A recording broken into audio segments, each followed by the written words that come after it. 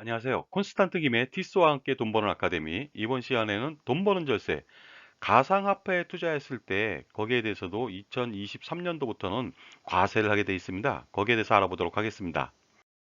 세상에는요, 세금을 싫어하는 사람이 딱 두 사람 있다고 합니다. 그게 누군지 아십니까? 첫 번째는 남자고요. 두 번째는 여자가 되겠습니다. 모두가 세금을 싫어한다는 뜻이겠죠? 자, 소득 있는 곳에는요, 언제나 소득세를 부과합니다. 과세를 하죠. 그리고요, 차익 있는 곳에도 마찬가지로 과세를 합니다. 소득세를 부과하고 있습니다. 그래가지고요, 주식 차익에 대해서도 과세를 합니다. 그동안 주식 차익에 대해서 과세는 하지 않았거든요. 2023년도부터 주식 차익에 대해서 5천만 원을 초과했을 때 22%, 그 다음에 3억 원을 초과했을 때 27.5%의 주식 차익에 대해서 과세를 하기로 했습니다. 그런데 가상화폐에 대해서도 마찬가지로 과세하기로 했거든요. 2022년도부터 발생한 양도 차익에 대해서 2023년도부터 과세하기로 했습니다. 강행이죠.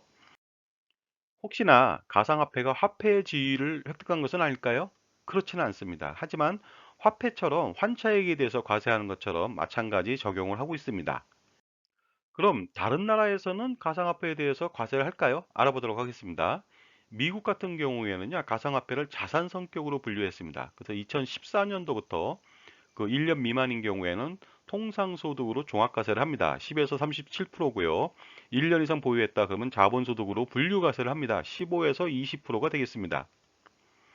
이웃나라인 일본도 지불수단 성격으로 2016년도부터 잡소득, 우리로 말한다면 기타 소득이 되겠습니다. 종합과세 15%에서 55%까지 부과합니다. 그 다음에 영국 같은 경우에도 투자자산으로 분류해서요. 2008년도부터 자본소득에 대해서 분류과세 10에서 20%를 부과하고 있습니다. 그리고 프랑스 같은 경우에는 가상화폐를 자산으로 봅니다. 동산자산으로 보고 있고요. 자본소득에 대해서 분류과세 19%부터 부과하고 있습니다. 그 다음에 독일 같은 경우에는 사적 자산으로 성격으로 분류하고요. 기타 소득으로 1년 미만인 경우는 종합과세 최대 45%까지 부과합니다. 자, 우리나라는 어떻게 부과하는지 알아보도록 하겠습니다. 2022년도부터 발생한 양도 차익에 대해서 그 이듬해 2023년도부터는요, 신고를 해야 됩니다.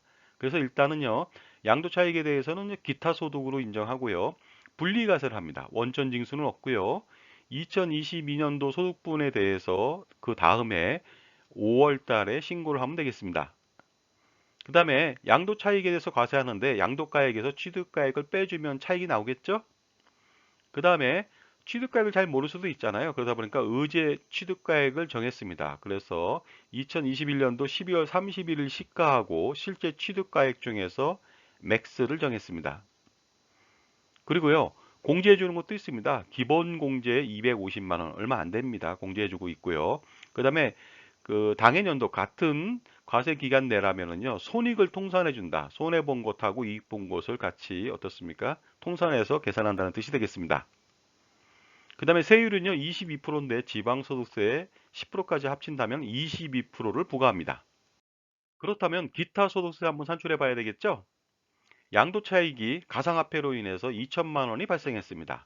그러면요, 기본공제 250만 원만 빼줍니다. 그렇게 된다면요, 과세표준은 1750만 원이 되겠죠? 적용세율은 22%가 되겠습니다. 따라서 어떻습니까? 기타 소득세 385만 원이나 되는 엄청난 금액을 내셔야 됩니다. 당장 2022년도부터 과세한다고 하니까 문제점이 불거질 수가 있습니다. 어떤 문제점이냐면요. 본인이 취득가액을 증빙해야 되는 그런 어려움에 놓일 수가 있습니다.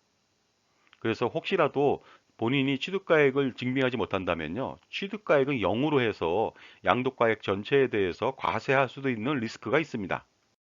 그러다 보니까 국내 거래소만 혹시라도 이용해야만 증빙이 쉽지 않을까 이런 생각을 해봅니다. 자, 그런데요. 중요한 것은요. 양도 차익이 많이 발생했습니다. 세금 내기 싫다. 그렇다면 사전 증여 전략을 세울 필요가 있겠죠.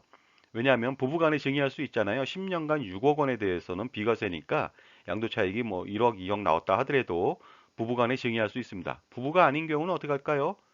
뭐 당연히 자녀한테 증여할 수도 있겠죠. 자녀에 대해서도 마찬가지로 10년 동안에 5천만 원에 대해서 비과세할 수가 있습니다.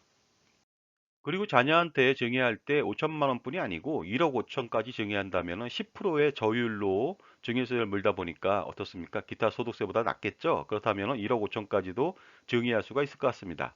그런데요, 중요한 것은 또 상속과 증여세에도 마찬가지로 가상화폐에 대해서 과세를 한다는 점, 이것도 반드시 기억하셔야 될 것 같습니다.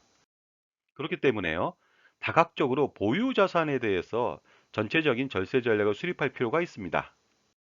자, 지금까지 가상화폐에 대해서 기타 소득세를 2022년도부터 물린다는 내용에 대해서 말씀 나눴습니다. 감사합니다.